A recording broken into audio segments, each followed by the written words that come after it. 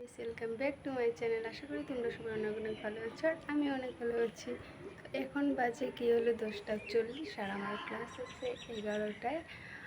আর তোমাদেরকে আমাদের ইউনিভার্সিটিটা একটু ঘুরে দেখাবো, সেটাই তোমাদের সাথে শেয়ার করবো। দেখা হচ্ছে একটু পর।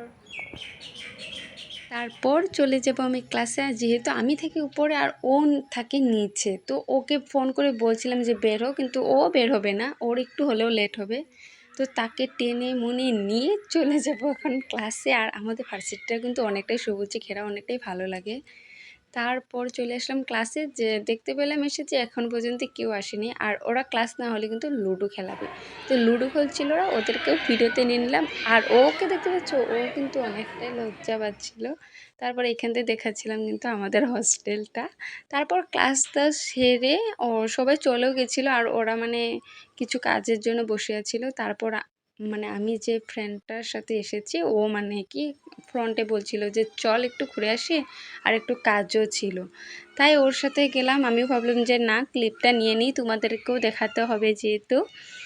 আর আমি এই যে পড়েছি মানে 2 বছর আমি ভালো করে ব্লগ করিনি, আর একটুকু সময় পাওয়া যায় না। যাই হোক, যারা ভার্সিটিতে পড়ো তারা অবশ্যই জানো কতটা চাপ থাকে।